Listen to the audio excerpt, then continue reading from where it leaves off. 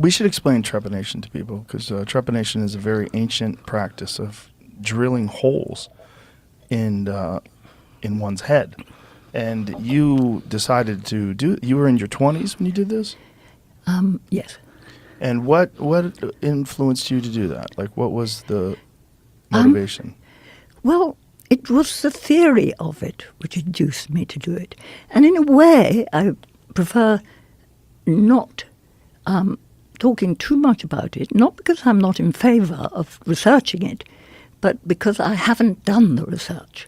So I can't say, look, this has been proven by science, which until then people didn't believe psychedelics worked. They would say that's placebo, fancy. Only that when you show in science, then it works. But anyway, the hypothesis is that when we are born, as we all know, there's the fontanelle, which are holes, which close soon. And you can see the pulsation in the fontanelle hole of the baby. You can see brain pulsing. And then the holes close, but the sutras, the bones, are quite flexible.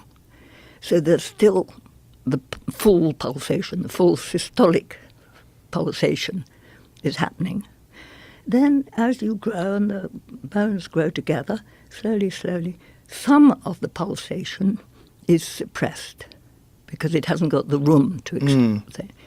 So the hypothesis of trepanation, which has been done now, the earliest skull found is, funny enough, the archaeologists at Chauvet told me, near Chauvet they found a trepan skull of 25,000 years old.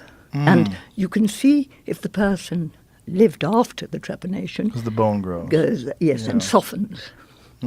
So that's kind of, I think, I haven't been studying it for the last 20 years because I've been on to psychedelics too much. Right. But I long to, because it's very close to what I want to do. Do we know the origins of trepanation? Do we know that how it was we know it's the oldest operation in the world, that it's done all around the world. It's very much associated with religion, mysticism.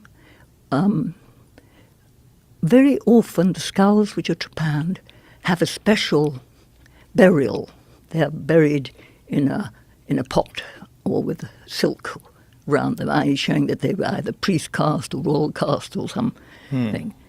But they're very present in every culture which is interested. Not very present, but present.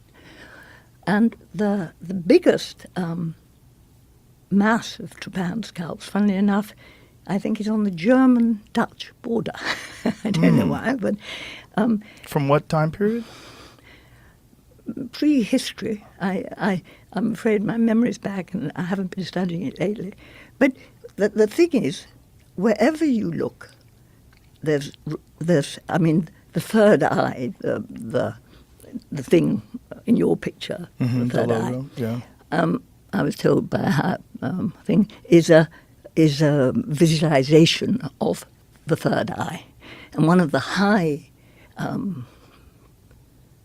whatever, I can't quite think of the word, the high aims of Buddhism and spirituality is by meditation opening your hole in the skull, and that's in beautiful old Tibetan art showing energy coming in and out of the hole in the head. So it's always been why I think the priest caste was associated with it, because I think that on the whole it was the priest caste which took the compounds to get high, whatever they were, mushrooms or ergot. And the danger of getting high is when you come down, you have a bad time, maybe flip out, but have a bad time. And I think it was probably observed that the people with a fractured skull or wound or whatever it was, a hole in the head, actually slightly kind of rose to the top in the village, in the thing. They became the doctors or the shamans or... it seems to have an advantage. Because, like in Mexico, skulls. Everyone grows up with skulls. You know, they have skull. There's a these Day of the Dead skulls. They're not real. They're no, right.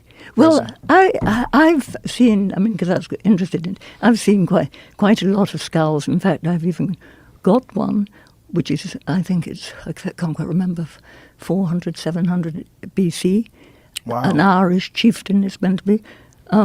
And it's got actually 6 holes in it. Wow. And why anyone wants to do 6 holes, I have no idea. Some of them are quite large, too. Yeah. But I think, I personally think that the change, it happens with 1 hole. All you need is for the membrane to be able to expand on the heartbeat. And I think what the restoration at the point of trepanation is allowing that expansion on the heartbeat to the full expansion of the systolic pressure, which the child has until it starts to close over, kind of 13 onwards. The child comes down, 21 the average, the skull closes. And that's often when the mental problems start after 21, psychosis and all of those things.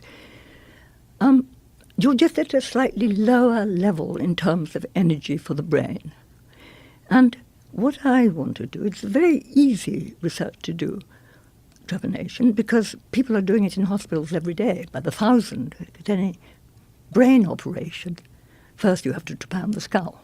Right. So it's happening all the time. Mm-hmm. So we could very easily, actually. I work with some very top-level scientists in Mexico, and I want to get that study going again, and particularly doing it for headaches and migraine, because it used to historically, in my father's encyclopedia, which is whatever, 1912, I can't remember when it was, something like that, it said trepanation is blah, blah, blah, been done throughout history, and it is still currently being done with apparent success for the treatment of mental conditions, migraine, and da-da-da.